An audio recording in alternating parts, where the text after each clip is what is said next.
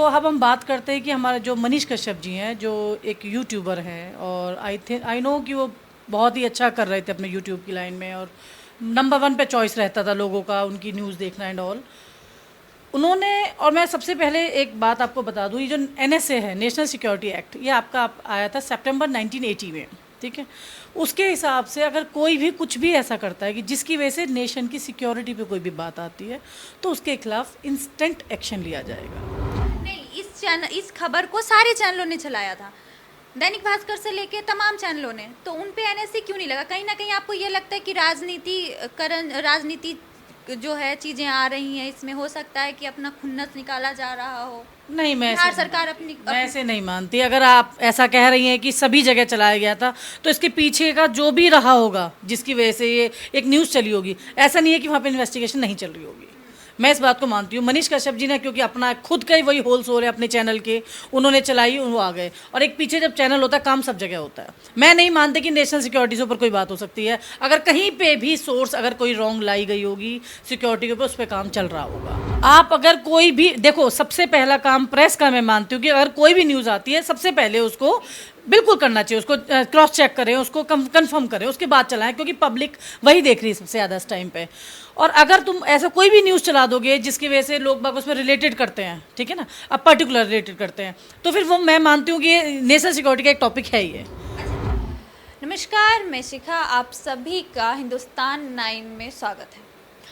त्रिपुरारी कुमार तिवारी, शायद आप लोग सब जानते होंगे इनको, लेकिन इनका असली नाम तो यही है, त्रिपुरारी कुमार तिवारी, लेकिन आप लोग इनको मनीष कश्यप के नाम से जानते हैं। मनीष कश्यप जो लगातार बेबाकी से पत्रकारिता करते हैं और चीज़ों को बोलने से डरते नहीं हैं। और इनका चैनल था सच तक, जिसमें वो तमिलनाडु की कुछ खबरें दिखाते हैं और उसके बाद उन पे एनएसए लगा दिया जाता है। आज इस बात को 4 महीने से ज़्यादा हो गई है और वो तमिलनाडु के जेल में थे। फिलहाल उन्हें कल या परसों बिहार लाया गया। एनएसए लगाने के बाद वो सुप्रीम कोर्ट में अर्जी दिया उन्होंने कि इस पे कुछ बात की जाए, लेकिन सुप्रीम कोर्ट ने, यानी कि सीजेआई ने, डीवाई चंद्रचूड़ ने साफ मना कर दिया कि इस चीज़ को अब सुप्रीम कोर्ट में नहीं लाया जाए। लेकिन अगर आप उनके समर्थक हैं या आलोचक हैं, जो भी हैं, मेरे साथ हैं एडवोकेट पूजा गुप्ता। हम इनसे बातचीत करेंगे कि ये क्या सोचती हैं इस बारे में, एनएसए एक पत्रकार पे लगना चाहिए या नहीं लगना चाहिए। आप क्या सोचती हैं? नमस्कार, मेरा नाम, जैसा अभी हमारी रिपोर्टर शिखा देवी ने बताया है, कि मेरा नाम एडवोकेट पूजा गुप्ता है। मैं एक प्रैक्टिसिंग लॉयर हूँ दिल्ली में, Delhi high court and all district courts. देखो, जो बोला जाता है कि 4 पिलर है, प्रेस भी हमारा एक पिलर है, और फ्रीडम नो डाउट सबके पास होनी चाहिए। But supreme is the national security. तो अब हम बात करते हैं कि हमारे जो मनीष कश्यप जी हैं, जो एक यूट्यूबर हैं, और आई नो कि वो बहुत ही अच्छा कर रहे थे अपने यूट्यूब की लाइन में, और नंबर वन पे चॉइस रहता था लोगों का उनकी न्यूज़ देखना एंड ऑल। उन्होंने, और मैं सबसे पहले एक बात आपको बता दूं, ये जो एनएसए है, नेशनल सिक्योरिटी एक्ट, ये आपका आया था सितंबर 1980 में, ठीक है। उसके हिसाब से अगर कोई भी कुछ भी ऐसा करता है कि जिसकी वजह से नेशन की सिक्योरिटी पे कोई भी बात आती है, तो उसके खिलाफ इंस्टेंट एक्शन लिया जाएगा। मिनिमम 12 मंथ की इसमें आपकी पनिशमेंट है, और अगर कोई स्ट्रॉन्ग एविडेंस आता है उसके खिलाफ, तो वो कंटिन्यू हो सकती है। अभी जैसा अभी बताया कि मंडे को ऑनरेबल सुप्रीम कोर्ट ने एंटरटेन करने के लिए इस पिटीशन को साफ मना कर दिया। बात ठीक है, क्योंकि मैटर हमारा एनएसए का है। उसके अलावा और भी बहुत से लगे उनके, रंगदारी, धोखेधारी, बहुत से लगे उनके पास में चार्जेस। उनकी एक न्यूज़ थी जो बहुत फेमस हुई, उन्होंने दिखाया कि तमिलनाडु में कुछ बिहारियों के ऊपर, सिटीजन्स ऑफ बिहार, उनके ऊपर कुछ दंगे हुए, जिसकी वजह से वहाँ पे ये न्यूज़ उन्होंने अपनी चैनल पे काफ़ी ज़्यादा धड़ल्ले से चला दी, और वहाँ तमिलनाडु में और बिहार में दोनों जगह से इनके ऊपर एफआईआर हो गई। यही मामला डाला था कि क्लब करने का एफआईआर में सुप्रीम कोर्ट में पिटीशन डाली थी उन्होंने। अब देखा होगा आपने, मणिपुर में भी एक अभी बहुत दंगा हुआ, वो भी एक फेक न्यूज़ कहीं ना कहीं इसका पीछे से रहा है। जो दंगा हुआ है उसके पीछे जो एक रीज़न था, फेक न्यूज़ था। ये मैं मानती हूँ नेशनल सिक्योरिटी एक्ट जो है हमारा, ये बहुत इंपॉर्टेंट है देश में हमारी शांति लाने के लिए। आपके पास फ्रीडम है, आप जो चाहे बोल सकते हो, लेकिन इसका मतलब ये नहीं है कि आप कुछ भी ऐसा बोलो कि जिससे हमारी सिक्योरिटी पे बात आए। 140 दिन के अंदर हो चुके हैं अभी, और कल उनकी पटना हाई कोर्ट में उनकी पेशी थी। जिसमें कि अभी फ़िलहाल उनको कंटिन्यू बोल दिया गया है, अभी कस्टडी में कंटिन्यू है ये उनकी। जानकारी आपने कहाँ से ली? हमारा काम ही यही है। नहीं, वहाँ के हाई कोर्ट से आपने हाँ, मेरे कुछ फ्रेंड्स हैं, मैं ऑल ओवर इंडिया में प्रैक्टिस करती हूँ एक्चुअली, तो मेरे कुछ फ्रेंड्स हैं पटना हाई कोर्ट में हैं, ठीक है। तो मेरी कल उनसे बात भी हुई है इस बारे में। अब बाकी हम लोग अपना एक बैठते हैं, हम लोगों के डिस्कशन होते हैं, जो भी लेटेस्ट टॉपिक होते हैं उस पर हम लोग एडवोकेट्स का एक पूरा पैनल है, हम बैठते हैं उस पर डिस्कस करते हैं हम लोग। तो लेकिन मेरा सवाल ये है कि सिर्फ मनीष कश्यप क्यों?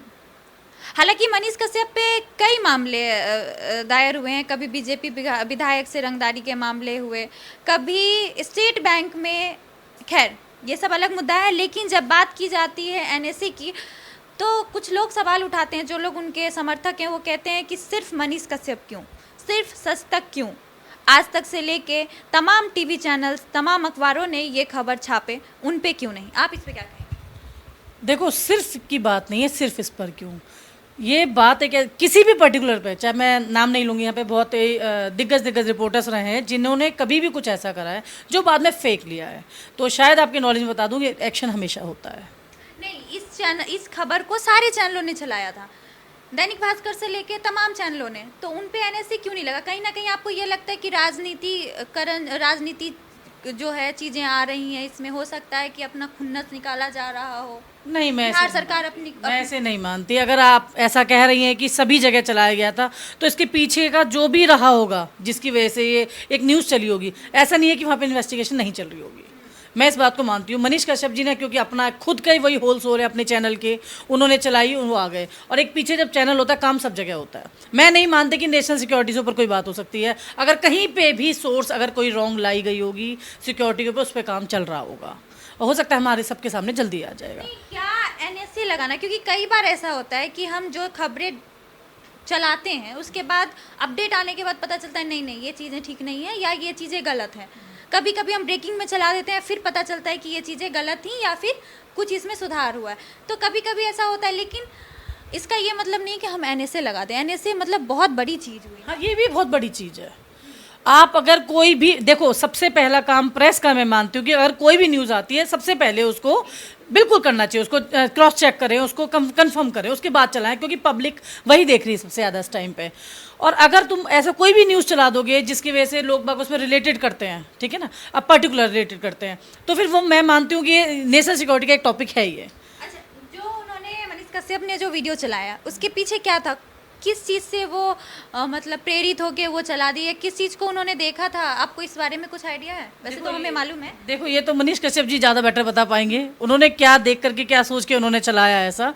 लेकिन जो भी था, उन्हें पहले इसको एक बार चेक करना चाहिए था चलाने से पहले, क्योंकि वो खुद मानते हैं कि उनके चैनल पे बहुत से सब्सक्राइबर हैं, बहुत लोग उसको देखते हैं। मनीष कश्यप, आपको बता दूं कि मनीष कश्यप जब मदुरई से लाए गए, तमिलनाडु से जब बिहार लाए गए तो उनका स्वागत ऐसे किया गया जैसे वो नायक हैं। आपको मालूम है, उन पे फूल बरसाए गए, उनके जो समर्थक थे वो उनको मनीष कश्यप जिंदाबाद इस तरह के नारे लगाए गए और कहीं ना कहीं सब लोग उनके समर्थन में हैं। शिखा जी, अब इसमें क्या कहूँ, ऐसे तो हमारे और भी बहुत लोग हैं, नाम ले भी सकती हूँ, आशाराम बापू जी अपने, राम रहीम अपने, बहुत लोग हैं जिन पे लोग बाग फूल बरसाते हैं बिना क्रॉस चेक करे कि क्या चल रहा है क्या नहीं चल रहा है। तो इस बारे में कुछ नहीं कहना चाहूँगी, लेकिन उन्होंने कुछ ऐसा करा है कि जिससे हमारी देश की जनता कहीं ना कहीं बड़बड़ाई है और इसलिए उन पर एक्ट लगाया गया है। नहीं, आपको लग रहा है कि क्योंकि कुछ लोग कहते हैं वो बीजेपी के मतलब समर्थक हैं, कुछ लोग कहते हैं वो मनुवादी हैं, कुछ लोग अलग अलग तरीके की बातें करते हैं, तो आपको लगता है कि ऐसा कुछ है उनके जहन में, कट्टर हिंदू जैसा? देखो, मैं ये नहीं मानती कि ऐसा कुछ हुआ होगा, क्योंकि और वैसे भी मुझे लगता है कि शायद ऐसा कुछ भी हमें इस तरह का कोई भी स्टेटमेंट देना थोड़ा जल्दी हो जाएगा। इस बारे में कुछ नहीं कह सकते, क्योंकि अपना काम कर ही रही है ना, पुलिस भी कर रही है, अपनी सीबीआई जो भी है अपना काम कर रही है। जो भी होगा फाइनल स्टेटमेंट होगा, सामने आ जाएगा हमारे सबके, तो इस पर तो ज़्यादा कुछ नहीं बोल पाएंगे हम। तो लेकिन हटाने से मना कर दिया गया? हाँ बिल्कुल, सुप्रीम कोर्ट ने तो पिटीशन ही इंटरटेन करने से मना कर दिया गया है। उन्होंने कहा यहाँ पे ये मैटर नहीं चल पाएगा। उन्होंने कल मंडे को था, ये पिटीशन नहीं लिया उन्होंने बिल्कुल भी। अपने ऑनरेबल डी.वाई. चंद्रचूड़ जी ने साफ मना कर दिया इसके ऊपर। अब वो फिर से नेपाल जाएंगे क्या? वो नेपाल, माफ़ कीजिएगा, नेपाल की बात मैंने बोल दी।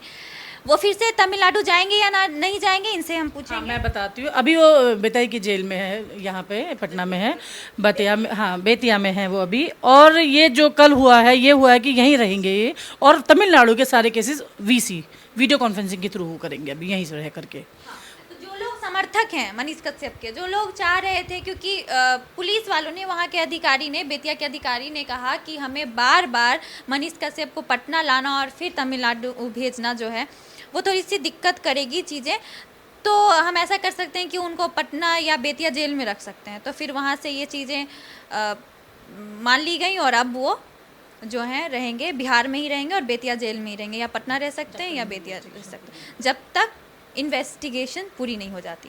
लेकिन आप लोगों का क्या सोचना है? एनएसए एक बहुत बड़ी चीज़ है और ये सवाल सबके जहन में उठता है कि क्या पत्रकारिता करना और उसमें कुछ चीज़ें बोल देना, जैसे कि हाँ जाहिर सी बात है उन्होंने गलत किया, लेकिन फिर से मैं एक सवाल आपसे पूछूंगी कि आपको लगता है कि जिसने इस खबर को चलाया उन सब पे एनएसए लगना चाहिए? मैं तो यही तो अभी बोला, इन्वेस्टिगेशन तो पूरा होगा। ये आपको लगता है कि ये बड़ा चैनल है, छोटा चैनल है, यहाँ पे कुछ भी नहीं है। मैंने कहा नेशनल सिक्योरिटी सुप्रीम, इसके ऊपर कुछ नहीं है। और आपको लग रहा है इन्वेस्टिगेशन सब जगह से चल रहा होगा, जहाँ से भी ये न्यूज़ बनी होगी। कुछ लोग कहते हैं कि उन्होंने तेजस्वी यादव को ललकारा था, कहा था मैं आपको मुख्यमंत्री तो बनने नहीं दूंगा, देख लेना। तो क्या इसलिए उन्होंने ये न्यूज़ चलाई थी? न्यूज़ तो पहले इन्होंने चलाई ना, तेजस्वी ने थोड़ी इनको करा था इस चीज़ के लिए कि आप इंस्टिगेट नहीं करा था, अभी न्यूज़ चलाओ। ये न्यूज़ चलाई इसलिए उन पर कार्रवाई हो रही है। नहीं, कुछ लोग कहते हैं कि अगर ये न्यूज़ नहीं चलाई होती या फिर न्यूज़ चलाया भी होता, लेकिन अगर तेजस्वी यादव को नहीं ललकारा होता तो आज ऐसा नहीं होता। तो कहीं ना कहीं आपको ऐसा लगता है कि ये जो मनीष कश्यप की मतलब जो पॉपुलैरिटी है उसकी वजह से बिहार सरकार पे इफेक्ट आएगा 2024 के चुनाव में? देखो, मैं एक अधिवक्ता हूँ, तो मैं आपको कोर्ट के लहजे से बता सकती हूँ कि क्या है ये जो आप बोल रही हो। प्योर पॉलिटिक्स का क्वेश्चन है ये, तो कोई बात नहीं है। जब हम भगवा पहनेंगे तब हम ऐसा बोल सकते हैं कुछ भी।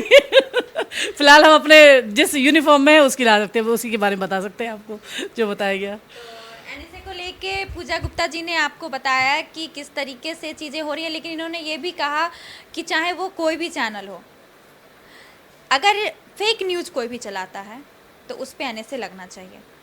लेकिन सिर्फ मनीष कश्यप क्यों, ये मेरा भी सवाल है, और सब क्यों नहीं? फिर मिलते हैं अगली किसी और खबर के साथ, तब तक के लिए धन्यवाद।